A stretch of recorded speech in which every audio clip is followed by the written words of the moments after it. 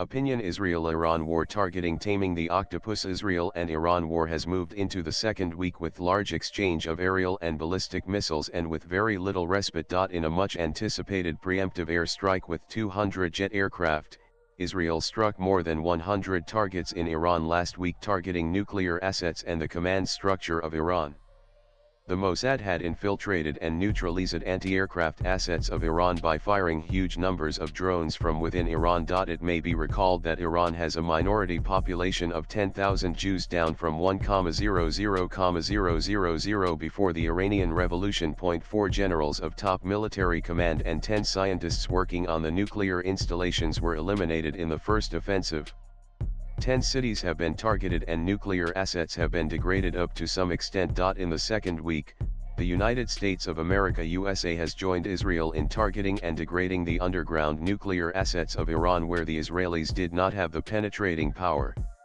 Operation Midnight Hammer was a lightning campaign in which B-2 stealth bombers attacked Iranian nuclear sites at Fordow, Natanz, and Isfahan and caused appreciable destruction to the underground assets. The stated strategic aim of Israel to carry out the preemptive strike was to neutralize the nuclear and ballistic assets and effect a regime change in Iran after a popular uprising among the people against the mullahs.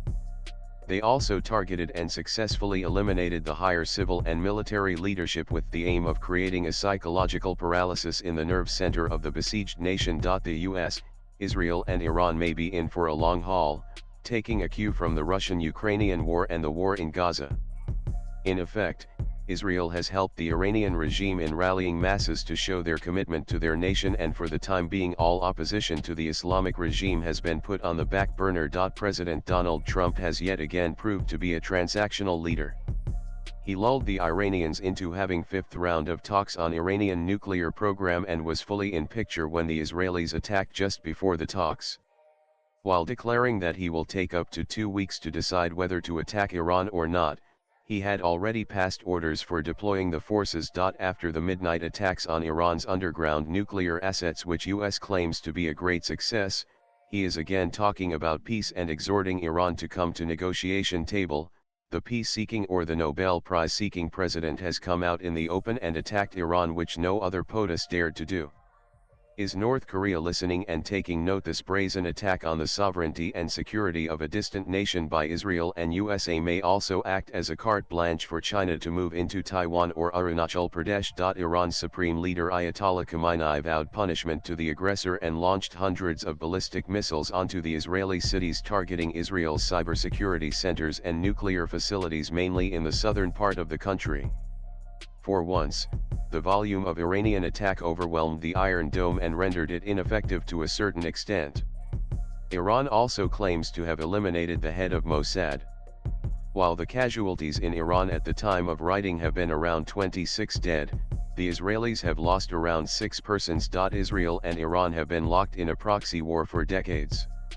When we went to Israel for an official visit from the National Defense College (NDC), New Delhi in 2009, we were briefed by their Foreign and Defense Ministry senior officials, and all were in unison to list their threat perception, their enemy number 1, 2, and 3 as Iran, followed by Hezbollah in Lebanon, Hamas in Gaza, Fatah in West Bank, the Syrian regime, militias in Iraq and Houthis from Yemen, in that order. When I later went there as head of the mission and force commander of United Nations peacekeeping force at Golan Heights between Israel and Syria from 2012 to 2015, the threat perception had not changed. I was the sponsor officer of the UAE naval officer doing the NDC, and his dissertation was on nuclear program of Iran. This officer, along with the Saudi and the Egyptian officers, always asked questions to the guest speakers on nuclear assets of Iran. Therefore, as early as the first decade of this millennium, it was not only the Israelis but also all GCC and Arab countries were equally wary of the Iranian nuclear assets and keenly watched their progress, as they viewed it as a Shia bomb. The Sunni world already had a nuclear bomb closer home in Pakistan, and Jews had their own, but they have all been always apprehensive of Iran getting the expertise because of the theocratic power structure of Iran. The Iron Dome was built jointly by US and Israel in 2011, and I was shown its effectiveness during the previous Gaza war of 2014 that lasted 52 days.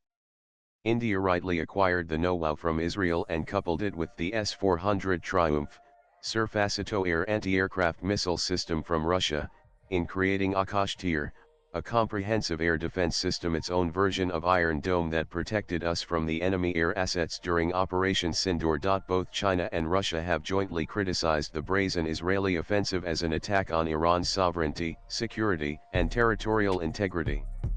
The E3, to include UK, France, and Germany, invited the Iranian foreign minister to Geneva for talks on the nuclear deal, but the Iranians have kept the condition of bringing an end to Israeli attacks on their soil and further destruction of the country and causing large-scale death and destruction of their population as a prerequisite for the talks to recommence. Since October 7, 202 attack by Hamas Qatars on Israeli military Qatars and civilians, Israel has been systematically eliminating all subconventional and conventional threats in the region.